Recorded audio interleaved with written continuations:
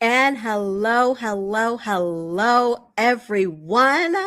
Welcome to the Touching You Talk Show Network. And this is the Ask an Autism Mom podcast. I am Rochelle Kent, and I we am have, Dr. Yolanda McKinney. yes, the wonderful, the fantastic Dr. Yolanda McKinney here with us. And we welcome you all to come in, share, and comment and like, because we really want to get this information out. The Ask Autism Mom podcast is here so that we can give some insight on what it's like to parent children who have autism, the highs, the lows, and everything in between, along with a way for you to navigate this as well as maintaining your faith. And, Amen. and today we are going to be talking on a very important topic where we will be discussing what is it like to have siblings who have autism when you don't have autism yourself. Very And important topic. a very, very important topic Yes. because siblings play a very important role. And I want to introduce someone that I'm so proud to have on here. You could just tell that I'm beaming. People say that we have the same face. So if you didn't realize by the same last name, this is my oldest son. We welcome Monroe Kent. Welcome, Monroe. That's me. You have the same Hello. voice as your mom, too. Listen to you. Welcome. We get that all the time. Yes. Yes. Nobody knows that who we are on the phone ever. Never. Same voice. Same voice. So thank you for being here, Monroe. Before we get into it, just give us a little background on who you are a little bit and a little information about, you and your life as a sibling to children with autism. Well, as y'all already said, my name is Monroe Kent. I am, again, as y'all said, a sibling of 3 younger brothers who each individually are dealing with their own strand of autism. And I have been with them for all my life. Well, until I was 8 years old. So it was a transition from going from, for 8 years, a only child to then being the older brother, to 3 younger siblings, all of which were very prominently autistic even from the beginning, especially my first younger brother. So yeah. And I'm not living with autism, as you may have presumed. Well, I like the fact that you just threw all 3 of your brothers into the autism pot. I would say yeah. No, we not, sir.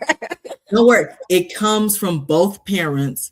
It's a hereditary condition. We all live with it. We all grow with it. And it's a strong thing to have. Dr. Yolanda, you're just going to sit here and just let him just go Because like it may or may not be an official diagnosis. Okay. However, there may be signs and symptoms. And because autism is a spectrum, I would have to agree with Mr. Monroe Kent, Sister Rochelle, is all I'm saying. Is all I'm saying. Obviously. Thank you. The doctor agrees with me.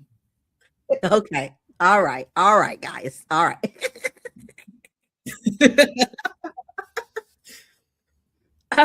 So going forward, we want to kind of delve into, you said that you were about 8 years old when, you became a sibling, of multiple Correct.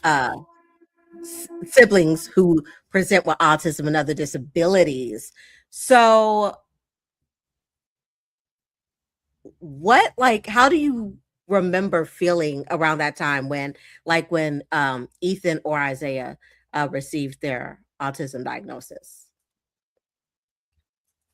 I would say for Ethan, it felt a bit easier. I believe because of the fact that it was very his autism was a form where it was very easy to see and immediately be like, okay, I understand that there's something different about him. And my brothers aren't the first time that I had ever been around someone that was special needs or on the spectrum to any degree.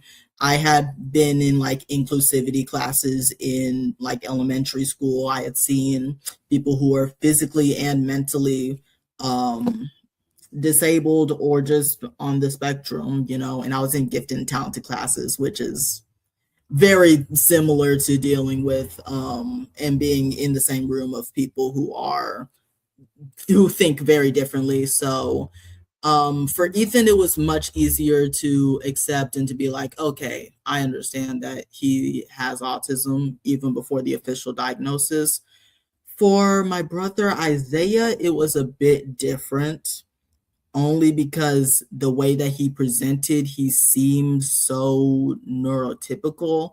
And also, I was much younger, so I had this feeling like, well, I have one brother who's different, and then the next one is going to be very atypical. And that just wasn't the case. And it became a thing where I had to understand that and accept that. And understand that, of course, they are my siblings and I love them all the same. I love it. I love it, love it, love it. So Sorry if what my do you answers are long-winded. No, it's okay. It's okay. We have you here because we want to hear your answers. So how do you feel like being a sibling has shaped how you treat other people with disabilities? Do you think it has affected that at all? It definitely has affected it. I would most certainly say it's affected it. Because to be honest, beforehand, I feel like I had like a secondhand understanding of what it was. Okay. It's one thing to where you're in, like I said, for me, a classroom where you're just experiencing them for maybe like 30 minutes a day. Okay, 5 days a week. Okay, and it's a totally different one whenever it is day after day 24/7. You're living with it along with them. Okay, you're seeing the stemming, you're seeing the you're you're seeing every single part of it, like them hyper focusing on something and just being able to be like, okay, yeah.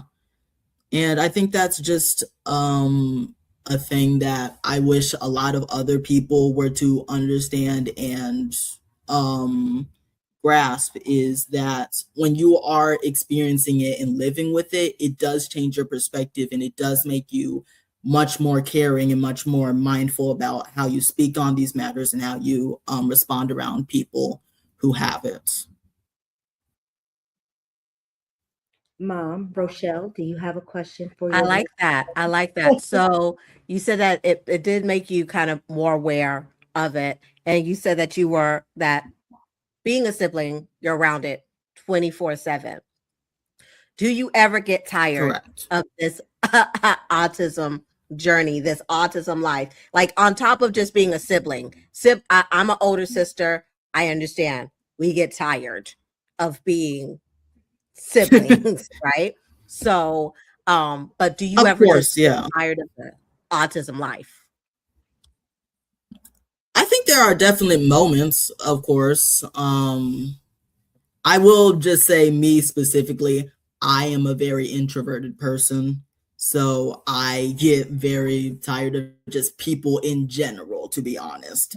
But I um and the thing is, with autism, everything is ramped up. I feel Yeah. like there is a heightened sense of schedule, repetition. There is a heightened sense of just volume at sometimes. So it definitely, there are moments where it is a lot. There are moments where it is like goodness.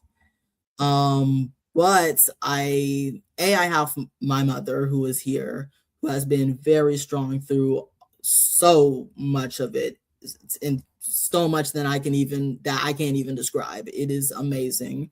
So always I have her to look to, but also I just understand the fact that even if they weren't living with autism, it would still be having siblings, and just especially since they're children are a lot. So either way it would always be a lot going on, but just the autism is just a little extra spice, I suppose, to make it a bit different, but all the same family. So we do have a question, Monroe, from our one of our audience members. She says, "Do you feel ultra protective of the younger ones?" I would say yes. I would say yes. Of course, they're all younger than me, so yeah, I would say I'm definitely protective of them. It's the protectiveness is interesting because it's not just what I feel like the typical thing is, where it's just like, hey, bullies, older kids who are roughing around, don't you mess with them. Oh, I'll show you this two-piece and a biscuit. It's like, well, there's understanding to make sure that there's actual headphones in the car. It's remembering that even though it's not, even though like when I grew up in church, it wasn't really allowed to have like a toy with you. I understand that they're taking this toy maybe to hug, or maybe to comfort, or maybe to calm them down.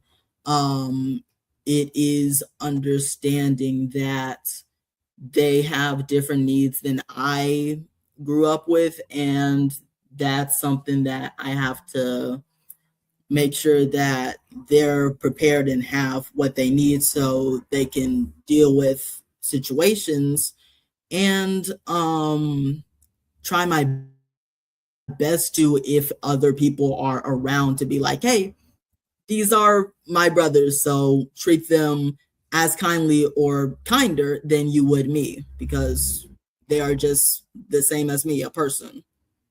So you're saying that you're not only protective of them physically, but you're also protective of them emotionally and socially, is what I'm hearing you say. Absolutely, yes. That's pretty amazing. Pretty amazing.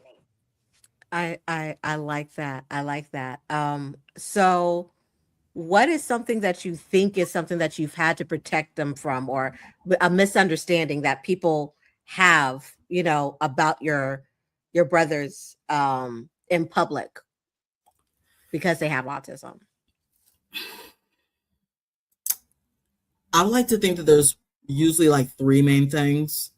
The first is the idea that because they have that they live with autism, that they are just dumb, that they do not have any intelligence at all. This is not true.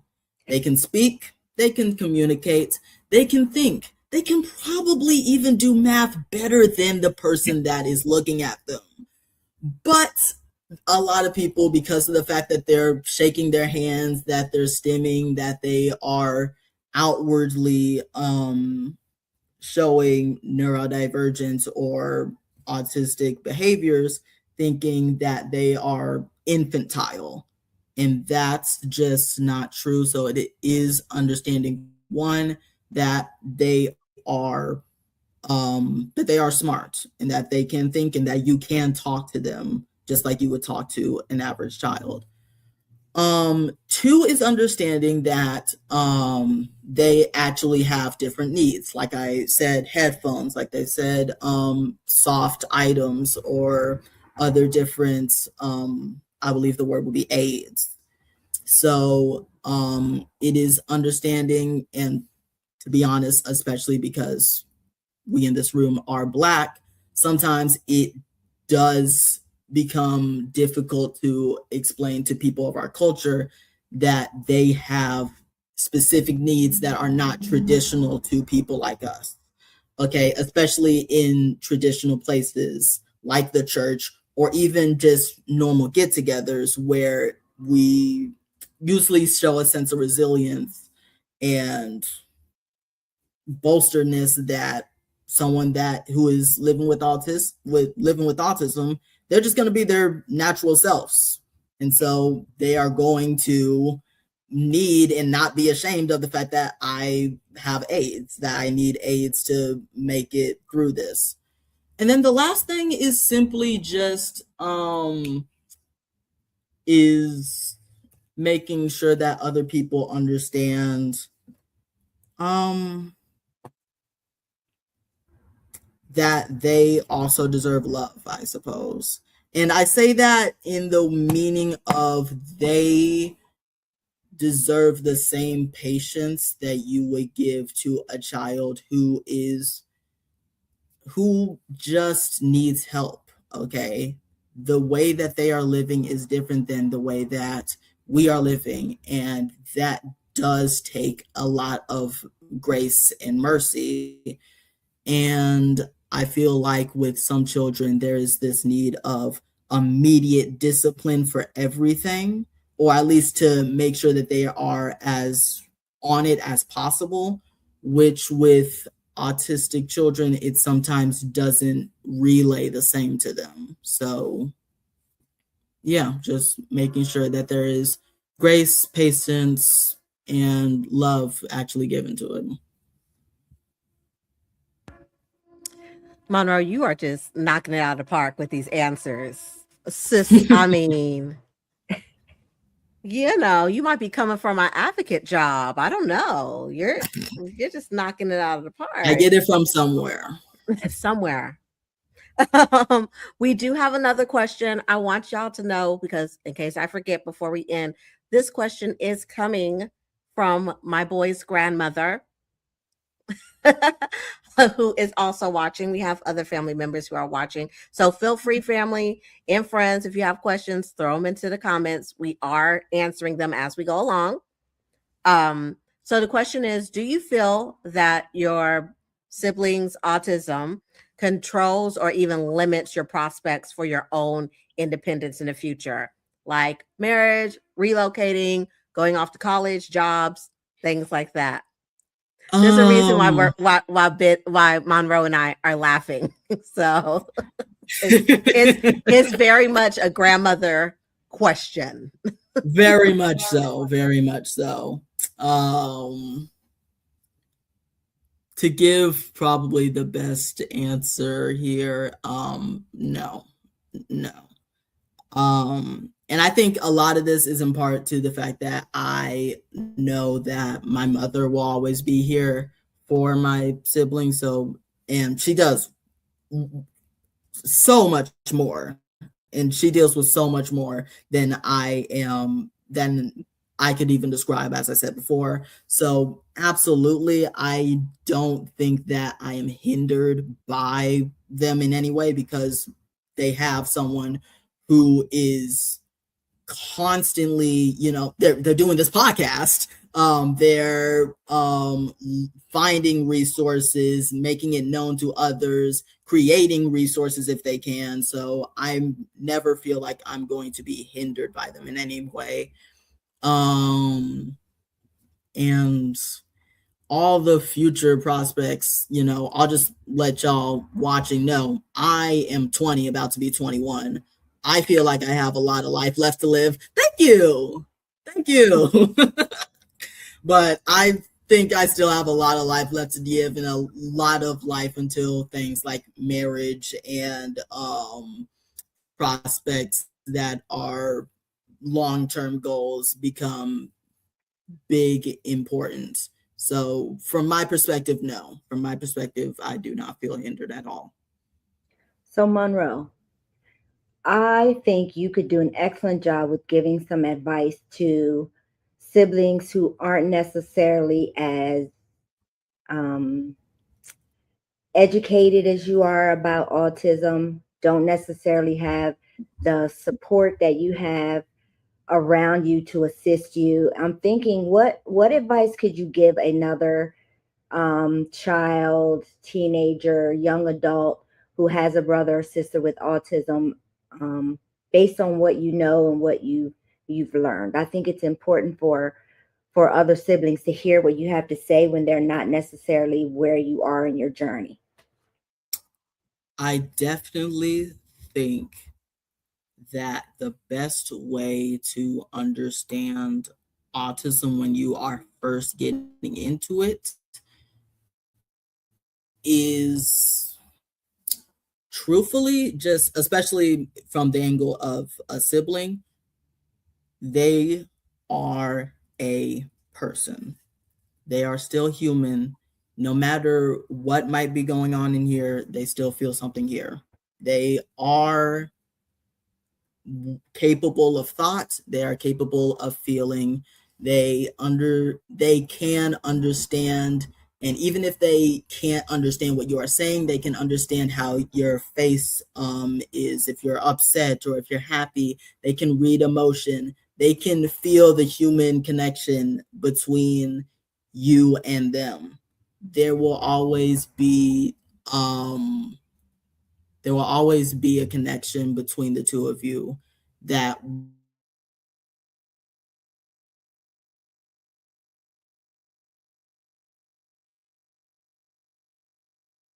will not change because it's just being solid in that. Thank you. I don't think there's anything else that I can really say, just besides love them as you would anyone else. Thanks. Rochelle, proud mama. I love it. I love it. And I mean, I'm beaming because I know everything he's saying. He actually lives it. I see it. There are times because I, as a mother, and we know sometimes as parents, we're the main ones that, not purposely, but sometimes we put limitations on our kids, right? On what they can do, especially when they have autism. And I have seen, and Monroe has taken me off to the side and has been like, "Mom, they got it. They can do it. Let them do it. Let them make the mess. Let them clean it up."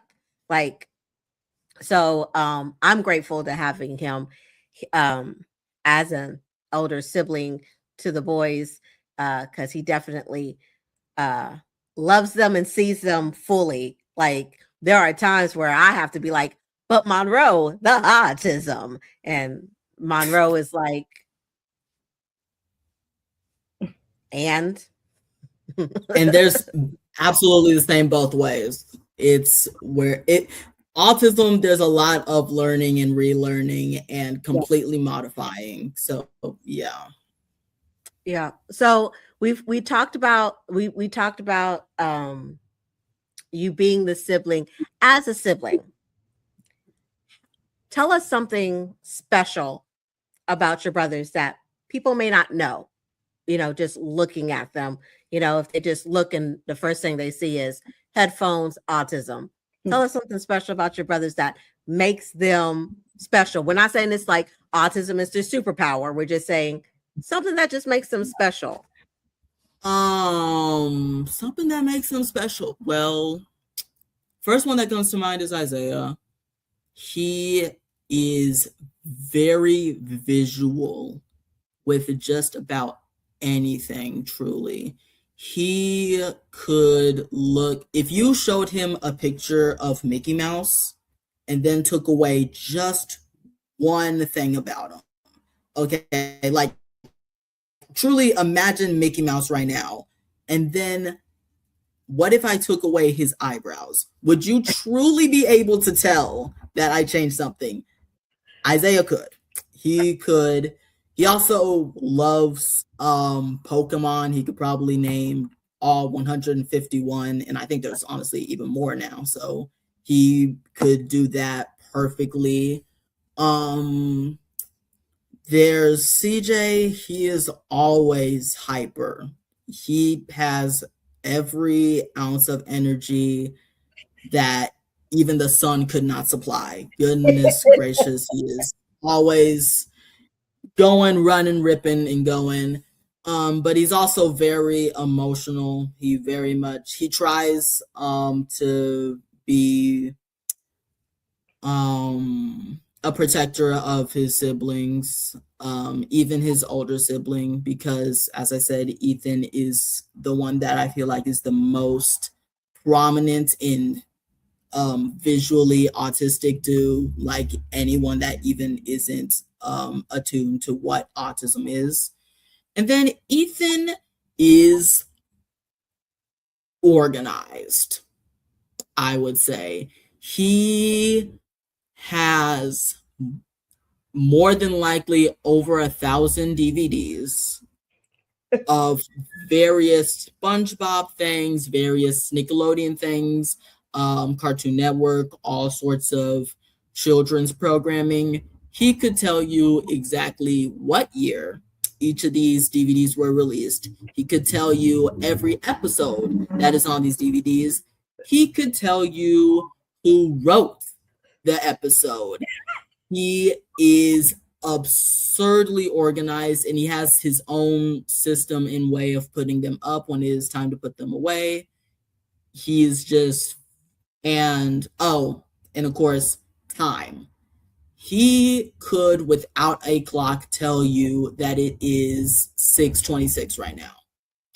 And if we tell him that, hey, we're going to do something at 7 o'clock, he will be there at 7:50, immediately ready to get ready to do whatever. Also in the chat, I see Kia Lemon said Veggie Tales. There was a big moment where he loved Veggie Tales as well, along with all of his other DVDs. So I think you are describing, and I want all of these people who employ or have businesses to know that these traits that Monroe is describing are traits of amazing employees. They are traits of amazing apprentices.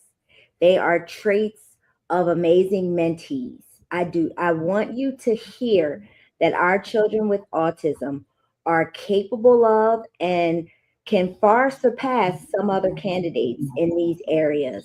And so I just want you to keep that in mind as the parent of a son who is now an adult, who will be 30 this summer. I still can't believe that is happening. That it is very important that I get people to understand that those same characteristics, while sometimes can be challenging, they are also incredible traits that you want of an employee. They will always be on time. They will never take more than the allotted times for breaks, for lunches, for what have you. Once you teach them a skill, that skill is embedded and they will be able to duplicate and do the tasks that you have asked them to do over and over and over again. And to the point of memorizing and seeing if they see the order of steps that need to be taken to complete a job. If you would show that to them in picture form, there is nothing that they will not be able to accomplish to be an amazing employee for your company. And that's my commercial for tonight. Thank you for listening. I love it. I love it. Stand on your soapbox. I love it. Monroe, your grandmother said to remember about your flashlights, but it's okay. That's fine. My lovely grandmother has asked me to share with you all the story of my flashlights. So, actually, we don't need a flashlight, son. No, please. I have another question for you. So that's greater than flashlights. I have a very large collection of flashlights, and this one is a portable charger. I love flashlights because I have survived through a storm and a tornado that went right by the house that we were living in. And at the time, it was a trailer park. So the thing was, all the power went out in the house and in the neighborhood, and it was very loud and very dark. So I now like to be prepared, and I now like to have all the light I can, because whenever there's an emergency, the one thing that I can control, and that, or at least I would like to control, and that keeps people calm, is being able to see. So I Agreed. like to have as many lights and flashlights, rechargeable especially, and this one's even solar powered. So yeah, I have a large collection of flashlights. And it's a beautiful thing. I'm grateful for you and your flashlights, whatever storms come. So thank you very much. But going back real quick before we go more into flashlights, because I know you could talk about them all day. Oh, of Um, course. the question that I have is, like Dr. Yolanda was saying, how the things that you were describing about your brothers are great traits for great employees and things like that. But she kind of touched on like communication styles when people, adults, teenagers with autism are working. So what are some tricks or tips that you have for communicating with your brothers that others might be able to use, whether it's teachers, friends, because they, sometimes making friendships when you're autistic is difficult. What are some tips that you could have for non-autistic or neurotypical people to be able to communicate with them? Ooh, I love this question. Okay. There's two parts to my answer. There are always multiple parts to my answers, but I feel the need to say this, especially for this one. One, from my perspective, I am the older sibling to my I'm the older sibling to my siblings. So the way that I communicate to them is very honestly silly. I like to I will just come into the room and be like, what the barnacles? What's going on in here? What are we doing? Okay. I talk almost like I'm a gym coach to them, just to get their attention and to make sure that everybody is listening and paying attention. But if I were to say just in general how to communicate to autistic individuals, first of all, I personally like to, when I first start off, I talk to them literally like anybody else, because I honestly don't know how you operate. I do not know how far or what strand, I like to say, of autistic you are, or how far you are on the spectrum. So I will talk completely normally, and then I will adjust myself from there. Okay. Because I feel like a lot of people, as I kind of touched on earlier, try to almost put on this like baby voice of, hold on, it's okay. And that works for some, but for others, you can just, especially as, again, a Black man, it is just like I can talk to you with a normal voice, but I am going to be a bit more resonant, a bit more relaxed and calm, maybe slow down the way that I am speaking in order to make sure that you are able to receive each word and each instruction. I might, if I can, if it is something that that is very important that I need to relay to you, I might pull you aside to a quieter area so that it is just me and you speaking, and it is like, okay, this is what I'm telling you, this is what needs to happen. Do you understand? And of course, definitely that. Ask questions, let them relay or repeat to you what you have said to make sure that it has processed to them. And then afterwards, this is just an extra step. And to be fair, this is something that they do with even just like typical employees or people that you are in charge of. Go back and check that they have done it, and let them know how they have done, okay, reinforce their behavior. If I were to use like ABA therapist type of phrasing. You're learning well. I like it. I like it.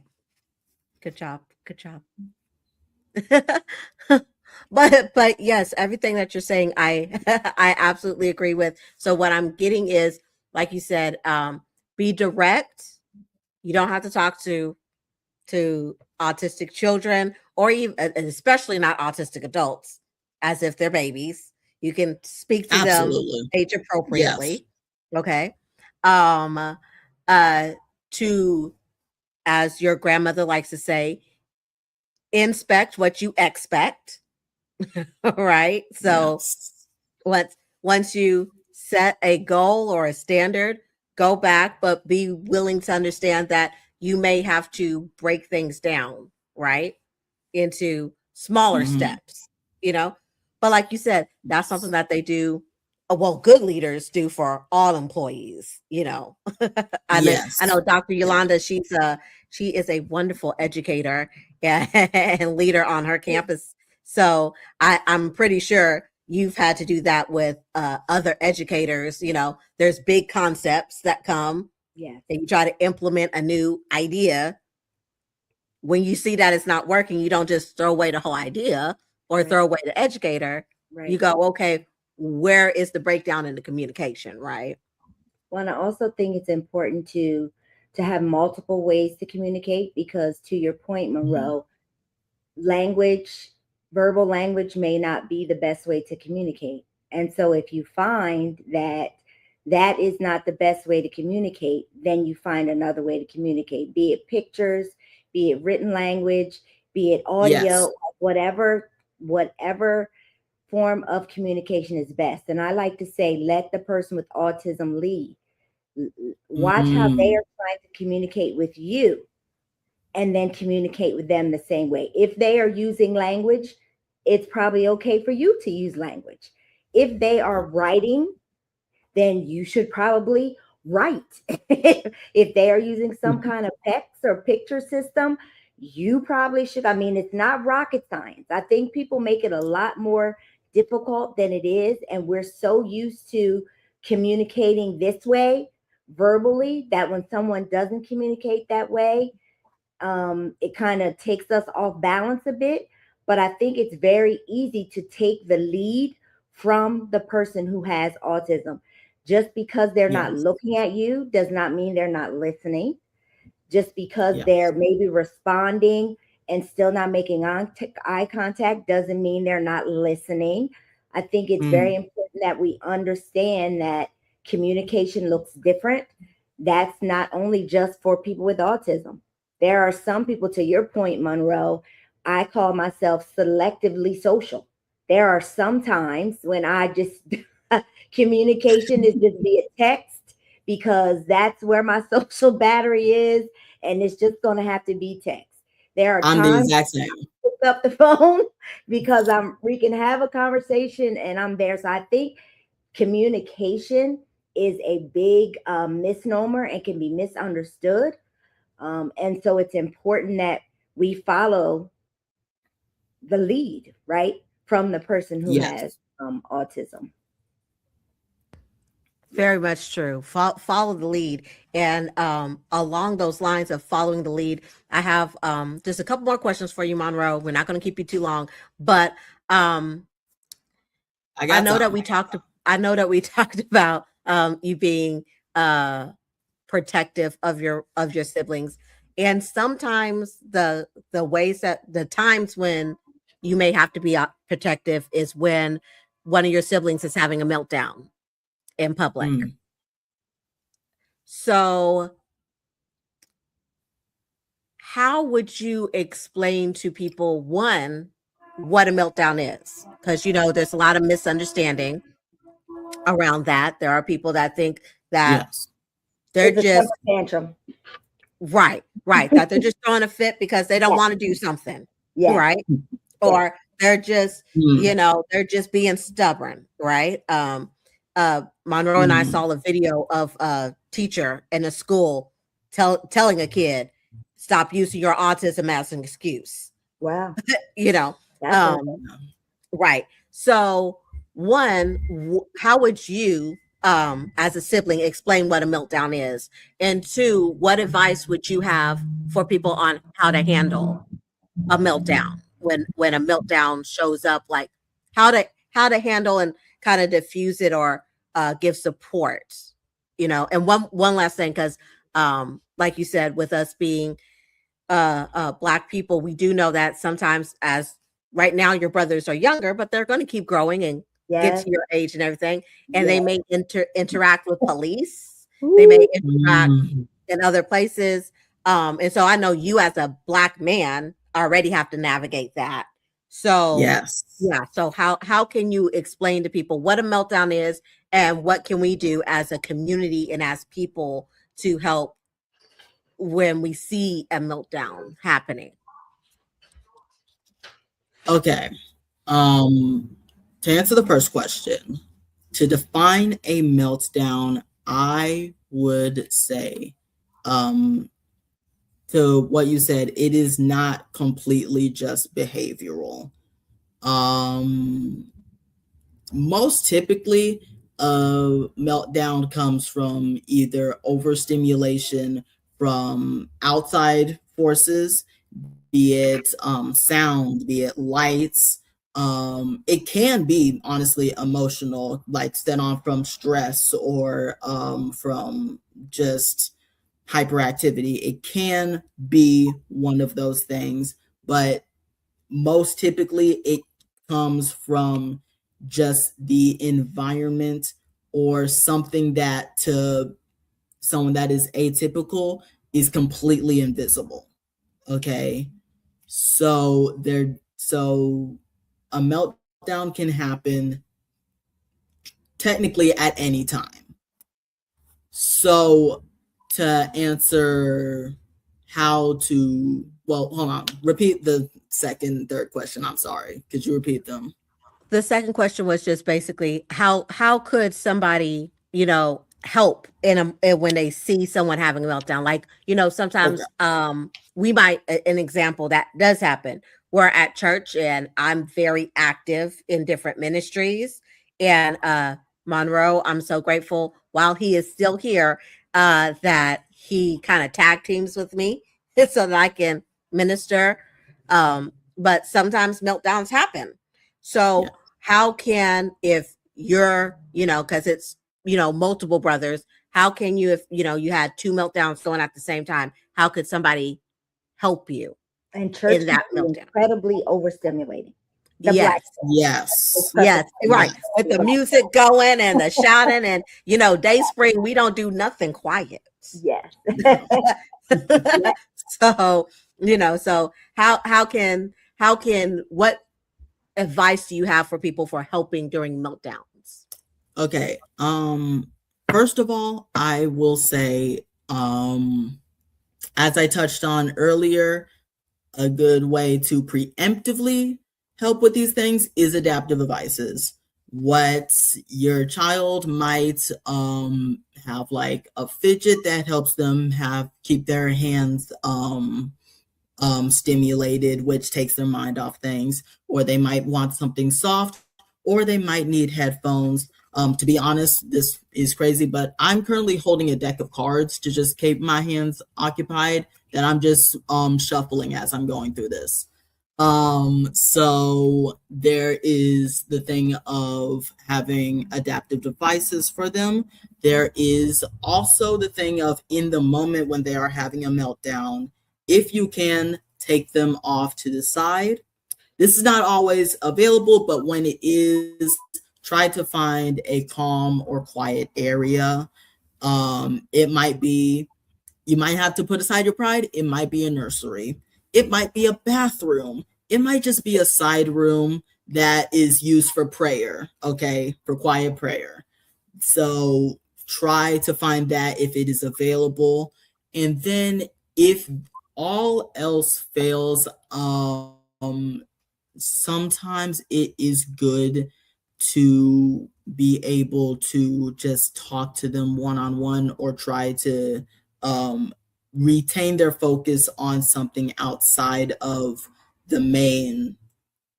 I don't know if this is the word for it, but at least for the autistic person that is having a meltdown, the cacophony of the environment.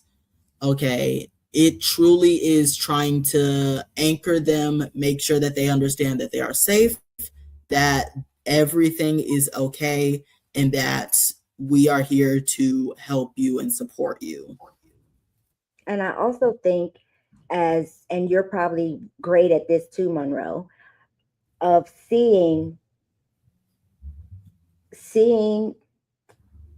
preemptively or seeing the signs that there's about to be a meltdown.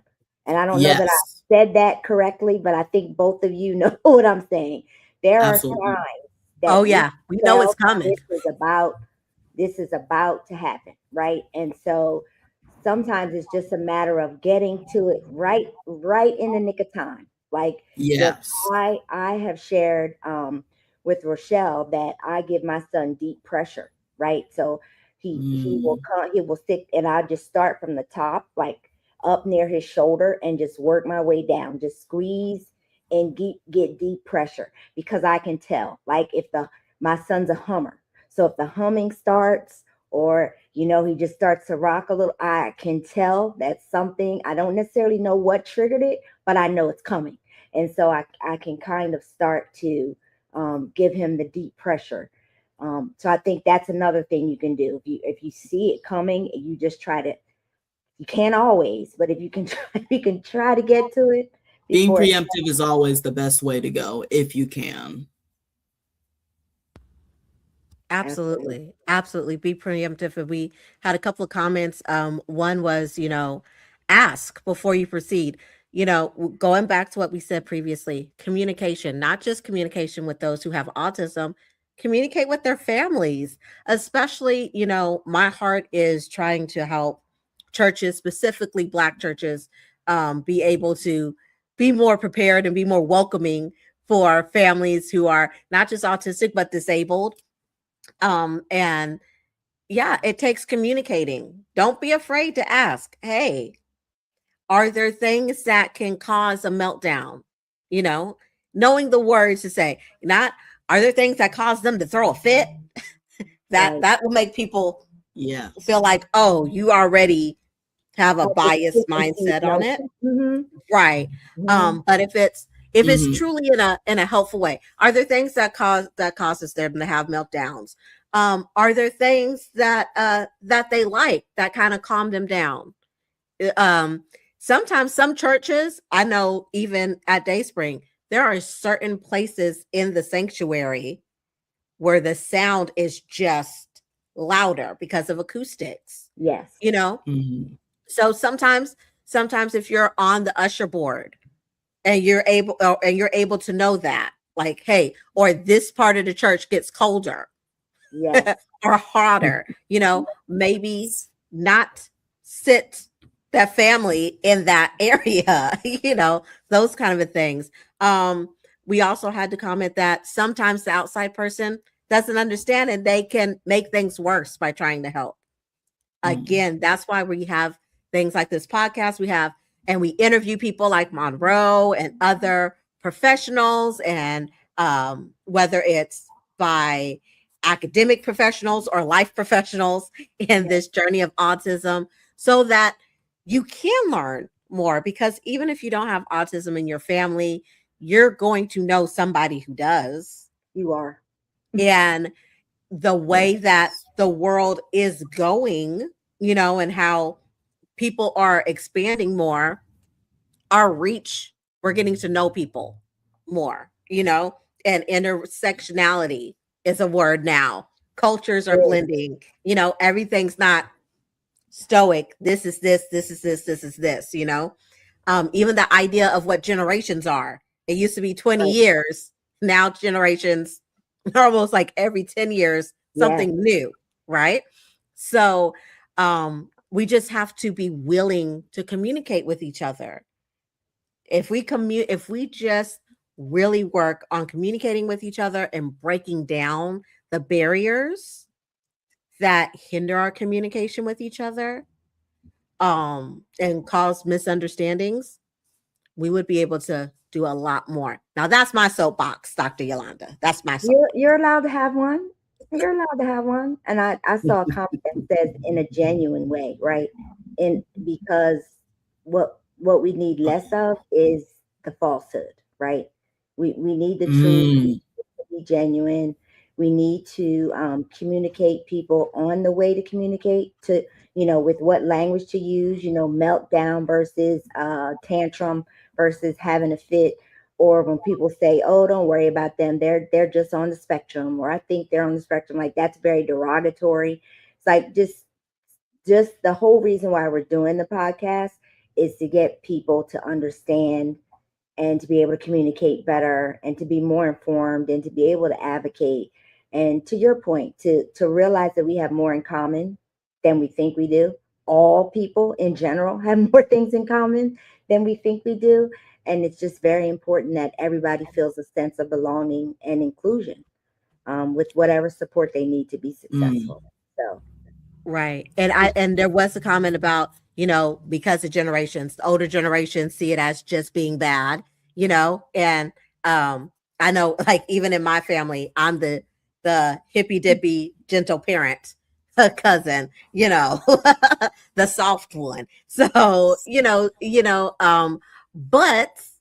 but that again, when we're talking about communication, it's cross generational, absolutely. right? It's understanding, yes, the older generations are going to want our kids to say yes ma'am and no ma'am and yes sir and no sir, but if I they're still want autistic, that. I still want that.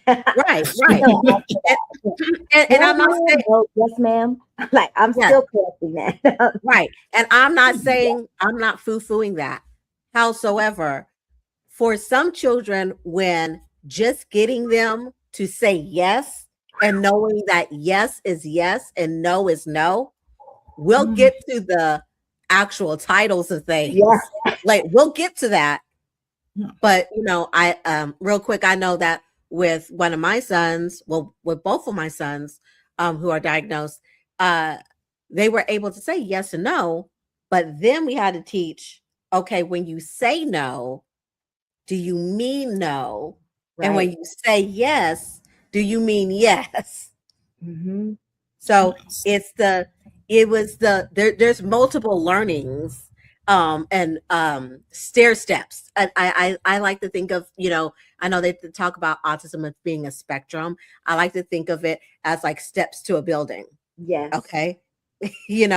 And some people only have 3 or 4 steps to get from here to here. But what I have found with autism, our babies, where you have 3 or 4 steps, our kids, our children, our teenagers will have 400 steps. And everybody's steps are a different size. Different size.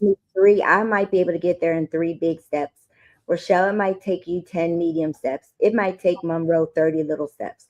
The fact of the matter is, as long as we get there, and we have to be okay with maybe they don't get there, right? That was me as a parent. Maybe they don't get there. Maybe here is as far as they're going to get, and I'm going to be okay with that.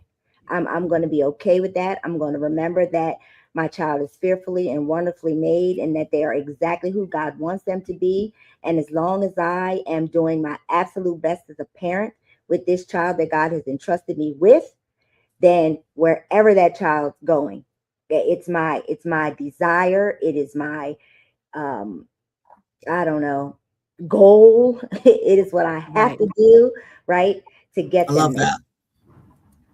Yeah. Acceptance is a huge part. I definitely will say. Absolutely. And that's not to say that we're minimizing what our children can do. It's not saying, oh, I'm accepting this present reality. It is rooted and grounded in my faith and my belief that God doesn't make any mistakes, and that he does everything well, and that he's sovereign. And so it is my duty to do what I need to do to make sure that my child achieves exactly what they're supposed to achieve, period. Whatever that takes. Whatever that takes. And is it exhausting? Mm-hmm. Is it rewarding? Mm-hmm. Is it fulfilling? Mm-hmm. all the things, all the things. And one last question, Monroe, for you. When you think about the future for your brothers Mm. and you go to church and, and you pray for them or you pray for them at night, what is the thing that you pray to God for your brothers, for their futures, or even for just currently? What are the things that you pray to God for them? That's a very good question. That's a very good question.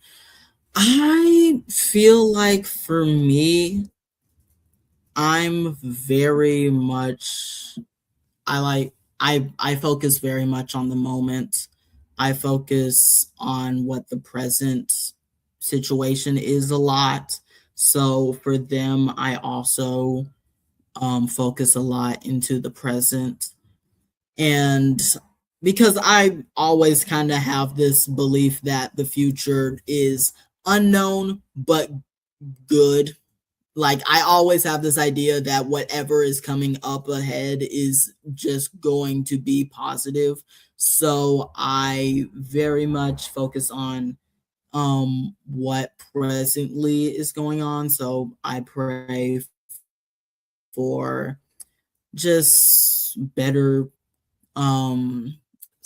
sometimes it's prayer for them to have better growth in understanding. Sometimes it's prayer in um just honestly, it's mostly really just that, just prayer in growth and understanding, I would say, because everything else for them is already, I feel like for my brother specifically, is already good, and I just want them to be able to continue having progress, okay, to progress farther from where they are. Because honestly, for me, I want them to be not just good for them, but better than me.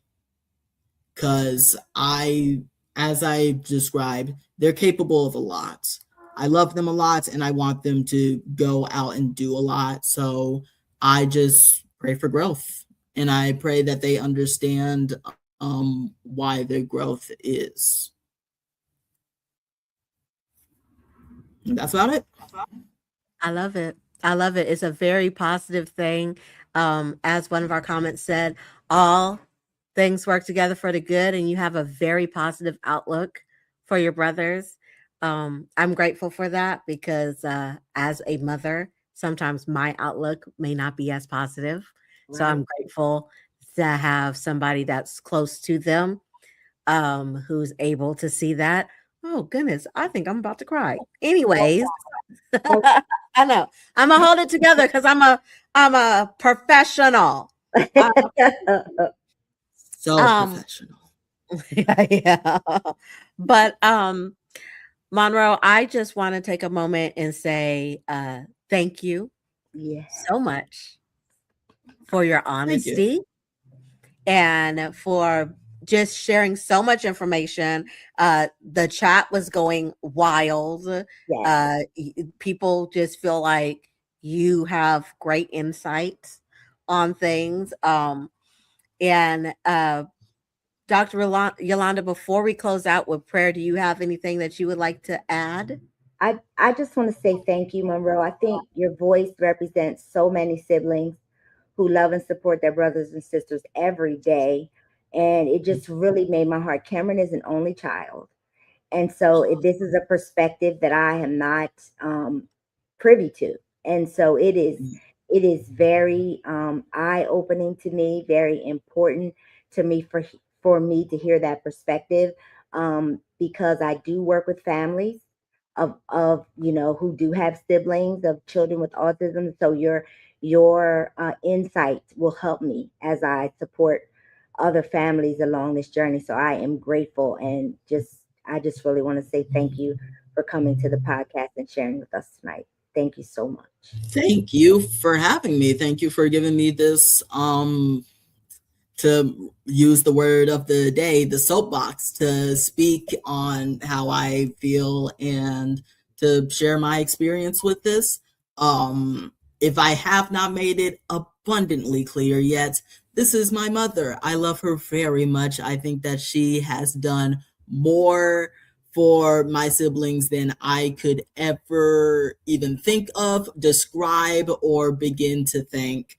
She has always been an amazing person, and the only reason that I believe that I understand, that I add that, well, especially for here, advocate for and speak for my brothers the way that I do, is because of how much that she specifically has imparted her own love for this community into me. I can't think of another way to end. I know. think this is absolutely positive. It made my heart is so incredibly full. And you're saying you're trying not to cry. I'm trying not to do the same. So I know. I'm I really know. I'm really happy right now. I just can't even describe how I feel. Well, before we go, let's close out in prayer. Heavenly Father, we come to you today. We thank you for this platform where we're able to speak openly and honestly about autism and share the knowledge within our communities and abroad about how to care for and love for and support and advocate for those who we love who have autism.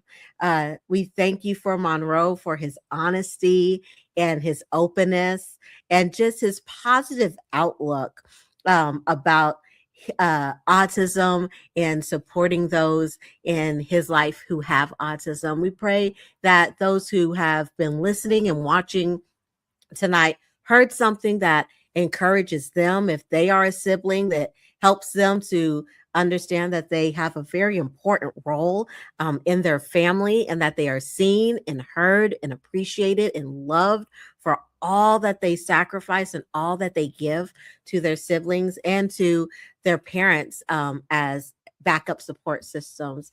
Heavenly Father, we just thank you today for everything that you have done. And we pray that you will continue to grow this podcast so that others may be touched and educated. And in Jesus' name we pray. Amen. Amen. Good night, Thank everybody. you Amen. so much. Remember, this is the Touching You Podcast Network. This is the Ask an Autism Mom podcast. If you have any suggestions about future topics, if you would like to be interviewed, please reach out to us through the Touching You podcast, the Touching You Network on Facebook. You can send a message there, but you can also email us at askanautismmompod, Pod, at gmail.com. Thank you, and we will see you next month. Love you guys. Bye, everybody. Have a good night. Bye bye.